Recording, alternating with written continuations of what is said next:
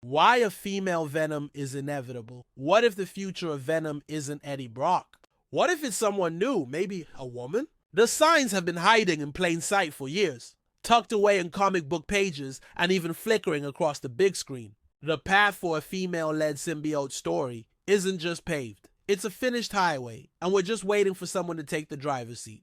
Today, we're looking at the comic book history and the movie breadcrumbs that make a new She-Venom not just a fun what-if, but pretty much a sure thing. Long before Tom Hardy ever shared headspace with a symbiote on film, the groundwork for a female Venom was already being laid in the comics. It all started with Anne Wying. She made her debut in The Amazing Spider-Man 375 in 1993 as Eddie Brock's ex-wife, a skilled lawyer frequently entangled in his troubles. However, it was until the 1995 storyline Venom, Sinner Takes All, that her character became truly compelling. Anne was shot, and to save her life, Eddie allowed symbiote to bond with, and just like that, She-Venom was born. But this wasn't some cheap gimmick. Anne's time as She-Venom was short, but it was also incredibly violent and left some serious psychological scars. She attacked with a viciousness that shocked even Eddie, proving that the symbiote doesn't just give its host powers.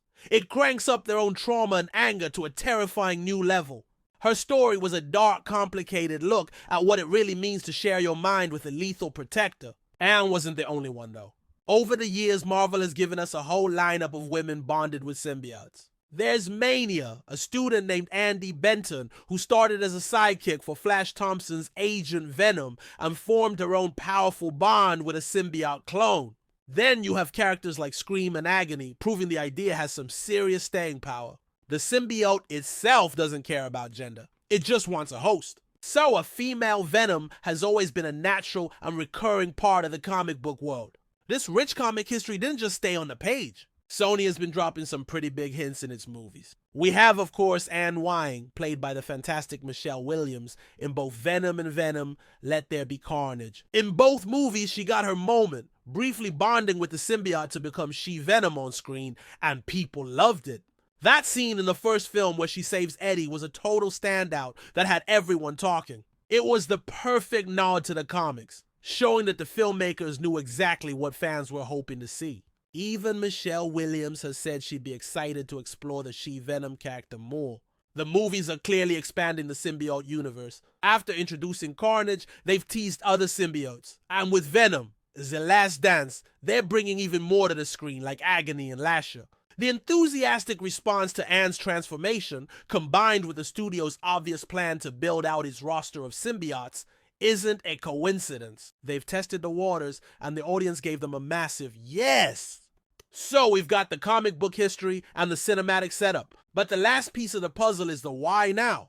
The answer is pretty obvious if you've been paying attention to movies lately. From Star Wars to the MCU, studios are finally getting the message that audiences are hungry for different kinds of stories, especially those led by powerful women. Legacy characters, where a new person takes on an old mantle, are a huge trend. We've seen it with Captain America, Thor, Hawkeye, and tons of other heroes. It's a clever way for studios to honor the original character while breathing new life into a franchise and reaching a bigger audience. A female Venom fits into this trend like a glove.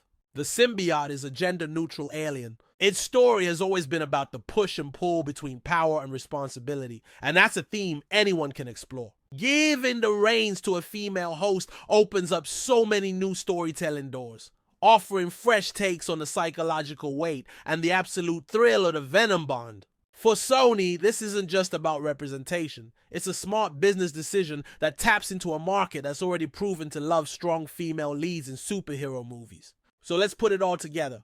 The comics did it first, creating a deep history of complex female symbiote hosts for over 30 years.